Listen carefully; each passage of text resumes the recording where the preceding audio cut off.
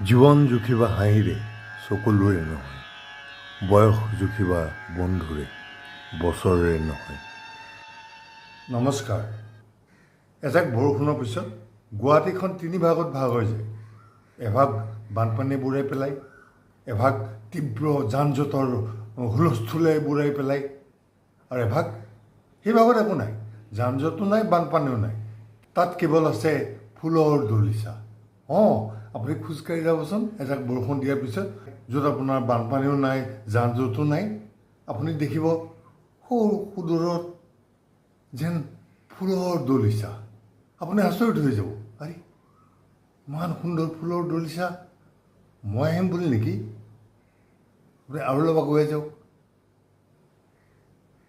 এইবিলাক কি ফুল যেন লগা নাই দেখোন। আৰু অলপ আগুৱাই যাওকচোন।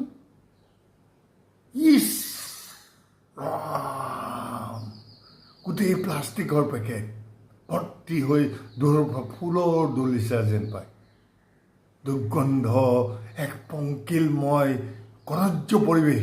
ঘৰত আপোনাৰ পৰিবাৰে খুব ধুনীয়াকৈ চিকেনৰ কিবা এটা আইটেম বনাই ডাইনিং টেবুলত আপোনাৰ আগত পৰিৱেশন কৰিছে। সেই তেতিয়া যেতিয়া আপুনি চিকেন পিচ খাবলৈ ওলায়, আপোনাৰ মনত পৰেনে বাৰু?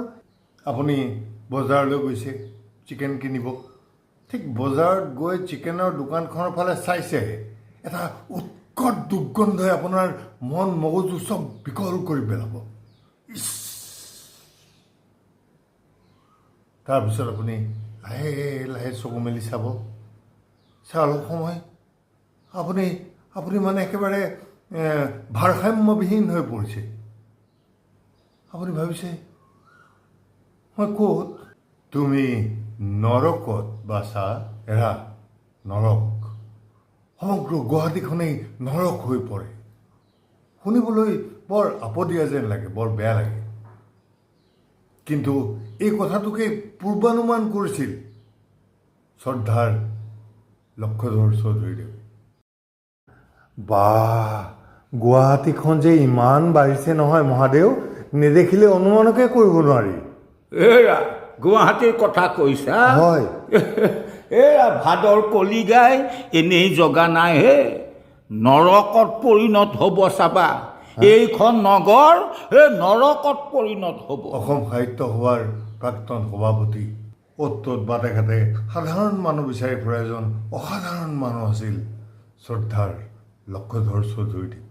ঠিকনা যোৱা শতিকাৰ 60ৰ দশকতে লিখা এখন অপূৰ্ব নাটক, সমসাময়িক সময়ৰ। এই নাটকখন আমি অখৰা কৰি আছোঁ, মানে ৰিহাৰ্চেল কৰি আছোঁ। অহা 28-29 জুন তাৰিখে গুৱাহাটীৰ স্থানীয় কুমাৰ ভাস্কৰ নাট্য মন্দিৰত প্ৰদৰ্শন কৰি, সময় বিয়লি 6:30। নাটখনিৰ পৰিচালক, বিশিষ্ট নাট পৰিচালক তথা বিশিষ্ট আবৃত্তিকাৰ তথা লক্ষধৰ চৌধুৰীদেৱৰ কনিষ্ঠ সুসন্তান অনুপজ্যোতি চৌধুৰীদেৱ, অনুপদা। আৰু মুখ্য চৰিত্ৰ গজানন হাজৰিকাৰ ৰূপত অৱতীৰ্ণ হ'ব অসমৰ অপেচাদাৰী নাট্যাকাশৰ এজন ভূতাতৰা শ্ৰদ্ধাৰ গুণাকৰ দেৱগোস্বামীদেৱ। আহকচোন চিনাকি হওঁ এনেধৰণৰ এজন ভৱিষ্যত দ্ৰষ্টাৰ সমসাময়িক সময়ৰ গুৱাহাটীখনৰ লগত। সেইখন গুৱাহাটীত এটা সাধাৰণ 10 ডিজিট মোবাইল নাম্বাৰ মানুহৰ ঠিকনা নাছিল। মানুহৰ ঠিকনা আছিল, এই টেলিগ্ৰামখনৰ সঠিক ঠিকনা হ'ব লাগিছিল professor Bipul Chandra Hazarika, care of Srijut Gajanan Hazarika, government pensioner, ward number পুৰণি 2, নতুন 24, উজান বজাৰ, গুৱাহাটী 1। কেয়াৰ অফ নাই, নামৰ আগত চন্দ্ৰ নাই। কি আছিল কি হ'ল। ধন্যবাদ। এটা কথা মনত ৰাখিব, আপোনালোকৰ প্ৰৱেশ বিনামূলীয়া, কিন্তু আপোনালোকৰ প্ৰৱেশ উপস্থিতি আমাৰ বাবে অমূল্য। ধন্যবাদ। সাদৰেৰে নিমন্ত্ৰণ জনালোঁ।